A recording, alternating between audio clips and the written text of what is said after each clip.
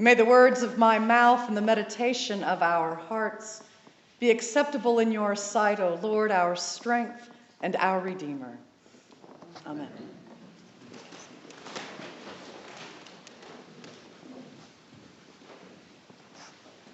There are these classic matchups out there. You know, who would win?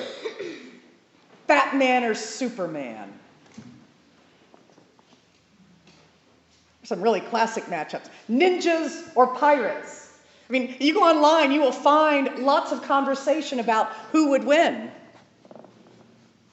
Shark versus octopus. These are actual competitions out there.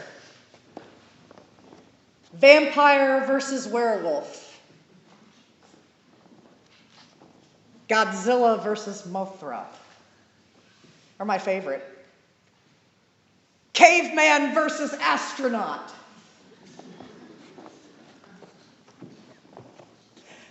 This whole piece of who would win.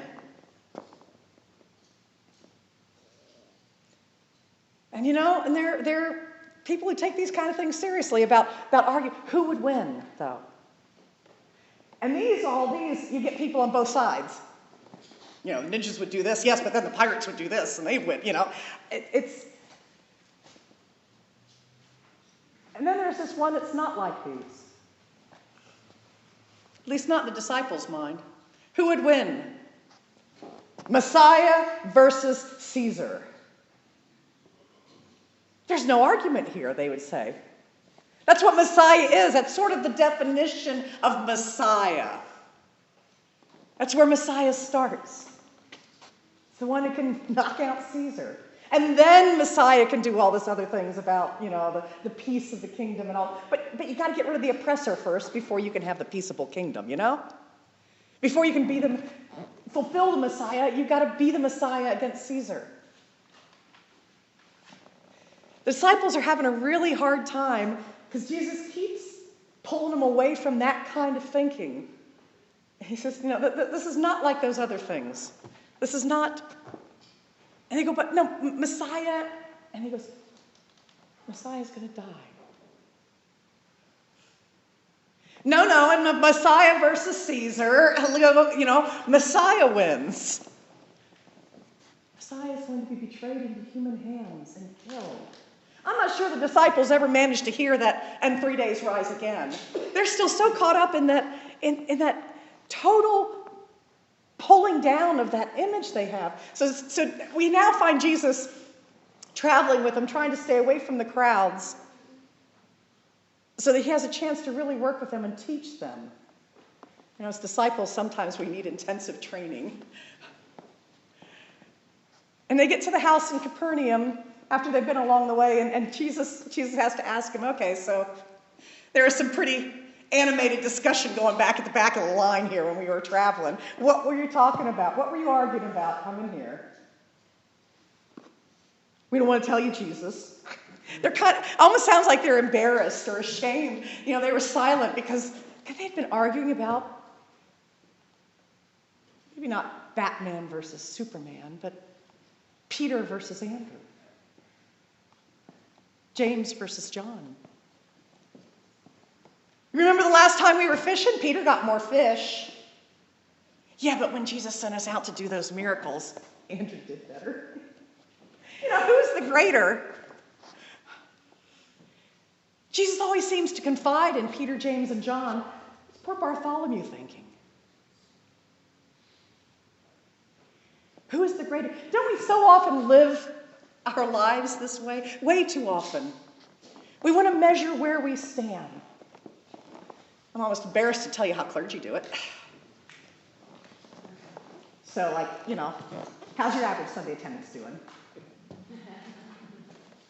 Do you happen to know what mine was when I first got there and what it is now? I posted my sermons online. Do you know how many hits I got? How many did you get? Oh, you don't even post yours online. I'm so sorry. Who's the greatest? How do we measure this? And it's in so many different ways. That's the way we live our lives. We're going to get closer and closer to counting votes as a measure of greatness. And Jesus says, that might be the way the world counts things. They might want to know whether the octopus or the shark would win.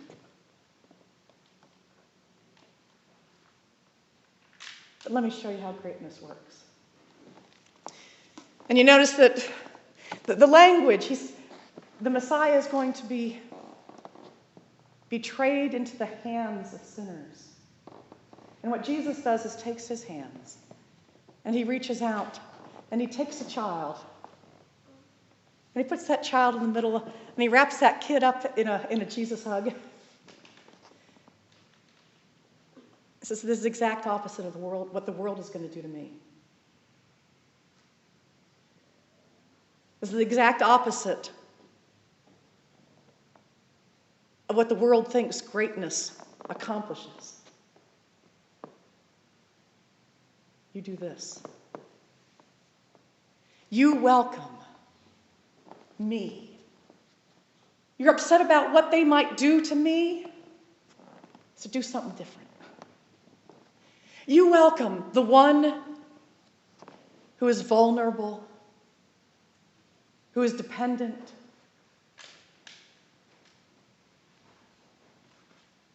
You welcome me when you welcome this child. We sometimes lose the strength of this image because of other gospel passages that talk about in order to enter the kingdom of heaven, you need to become like a child. And we kind of carry that into this when we hear this and think that Jesus is welcoming us. But Jesus is telling us to welcome him. That is Jesus the child. And when you welcome me, you welcome the one who sent me. This is God the child. This is so totally opposite from Batman versus Superman. Who's got the biggest superpowers and can defeat the biggest enemies? By bam and pow and... This is a totally different world. This is the kingdom of heaven. Where hands are used not to reject, but to reach out and welcome. And Jesus says, you want to worry about greatness? Greatness is found in being the servant of all, and using those arms and those hands as welcome to those in need.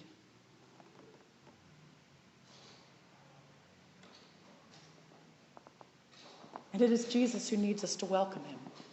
And God who needs us to welcome. And this is so totally backwards. Welcome us, God. Jesus, wrap your arms around me. Jesus says, when you welcome the needy, you will find God there.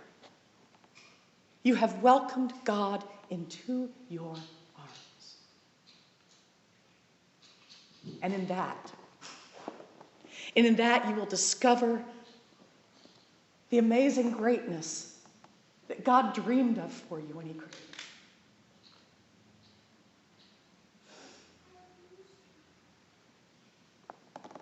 Quite a few of you will manage to eat out at some place this week. Whether it's McDonald's or the Stonehurst or whatever.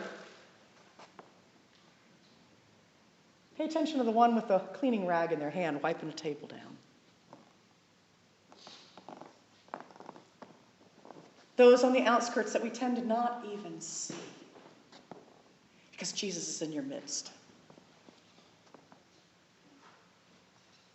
Note with open heart and open arms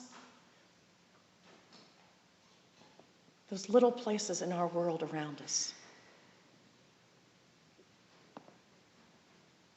And be great.